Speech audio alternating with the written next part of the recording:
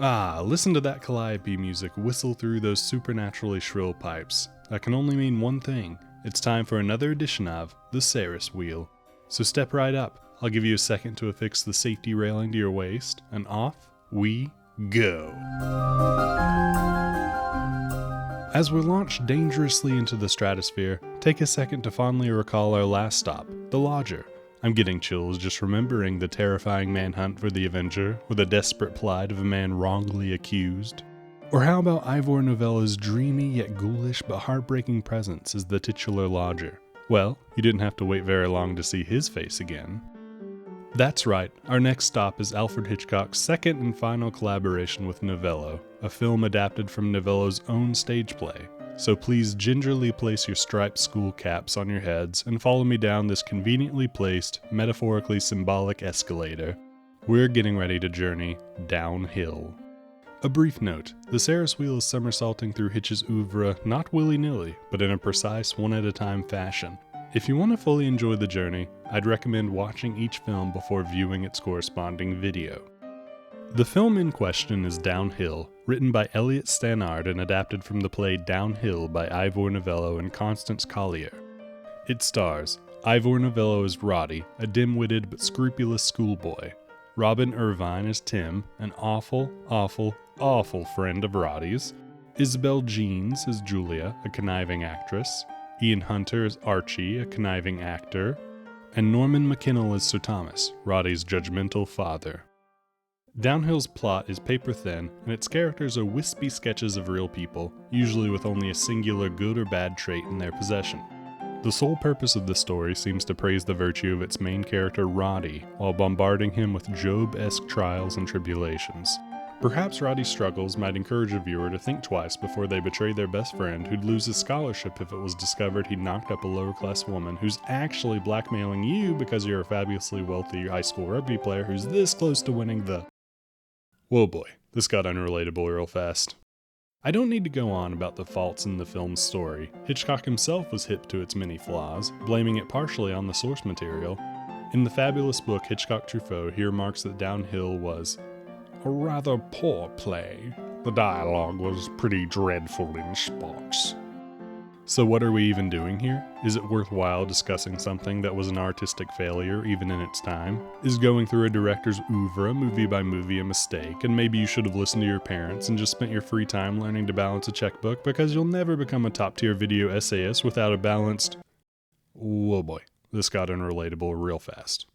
In short, yes, Downhill has merit, because when Hitchcock listens to a play with dreadful dialogue, he's actually imagining a movie with fantastic images. He sees a man's descent into poverty and madness as an opportunity to optically engage moviegoers. There are three specific instances in the film I'd like to single out for Hitchcock's visual creativity.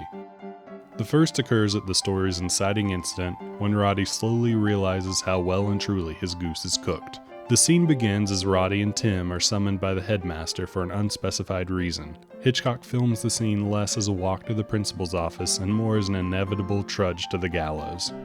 Hitchcock uses wide framing in the hallways to make the schoolboys appear minuscule in the frame, their mice scurrying toward their punishment. Once inside the headmaster's office, Hitchcock uses menacing tracking shots that lunge straight at the headmaster, who may as well be a judge waiting to deliver a sentence. Without the use of intertitles, Hitchcock manages to convey a sense of dread and inevitable punishment that makes the admittedly shoddy plot machinations feel real in the moment. The second notable scene does a brilliant job of predicting and sidestepping audience expectations. After leaving his father's house out of contempt for being labeled a liar, Roddy is shown in a close-up in a tuxedo at a social event with a sizable grin. He's done what any wealthy teenage runaway would do. He's living the high life. Except the scene zooms out, revealing Roddy's not in fact living the high life as much as he's serving it. His white bow tie, apron, and tray are revealed, marking him as a waiter at a restaurant. At this point, audiences in the 1920s are supposed to clutch their pearls and decry how low he has sunk. Well, hold on, hypothetical audience members, because the scene zooms out again, revealing Roddy to be a minor actor in a stage play in which he's playing a waiter. Hitchcock places him in an almost forgotten corner of the frame as he shows a laughing audience, a full orchestra, and a chorus line of dancing girls.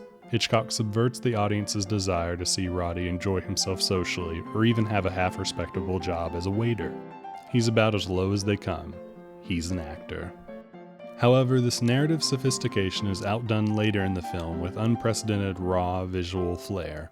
Roddy finally works up the courage to talk to Julia, the main actress in the play, as Archie, his romantic rival, decides to fix a drink.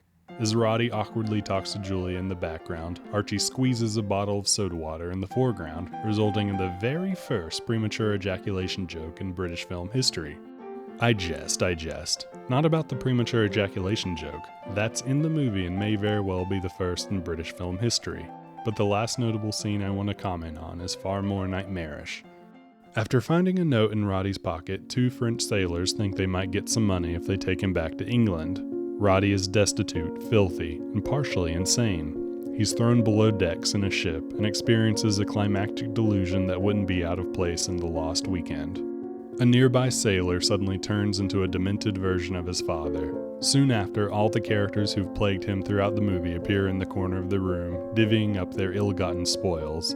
At one point, Roddy cries out and all of them point and laugh in his direction. After the more comprehensible imagery, Hitchcock hits us with a deluge of visceral visuals. Roddy's face is superimposed with an image of the ship's internal engine pounding, which in turn is superimposed with the image of a spinning record player, recalling a brief moment of happiness from earlier in the film. An orchestra plays and Roddy's dancing with a ghoulish woman in a purgatory dance hall.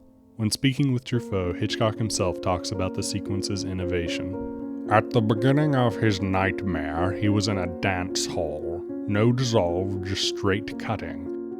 In those days, dreams were always dissolves, and they were always blurred. Though it was difficult, I tried to embody the dream in the reality in solid, unblurred images. The whole thing plays like a horrifying version of a dream ballet at the end of a Gene Kelly musical, a nightmare ballet, if you will. Hitchcock ties in themes and characters we've encountered throughout the film, but in a more surreal fashion, letting the viewer feel the emotion instead of having it spelled out through the plot. All in all, Downhill is a narratively lousy work with a few outstanding visual accomplishments. The message of the movie basically lays out why a person's worth is based entirely on social class. If you're not rich, you're either a lecherous lush or a venal villain waiting to be someone else's predator or prey. It's a condescending version of the wrong man tale without an arc for the main character or a proper resolution to the story. Roddy manages to find his way home where, through no effort of the protagonist, his parents have discovered his innocence and welcome him back to high society with open arms. There's even a shot of Roddy in his family's foyer in the last scene of the movie that's identical to a shot from the beginning of the film. Perhaps it's Hitchcock's unsubtle way of telling you how little Roddy has changed over the course of the narrative. He's a bit grimier, but he still longs for his father's affection and still wants to play for his rugby team, the Old Boys. Ivor Novello was 34 when he made the film, playing a high schooler 2 decades too late, so at least Roddy got what he wanted. He could very well call himself an old boy. Next time, we'll be discussing high society drama. Order your butler to bring you a cocktail, fire up the projector, and splice together the reels for easy virtue. And if you'd like more videos about directors, both living and deceased, hit that subscribe button to stay up to date on this channel. And, as always, the Sarris wheel spins on.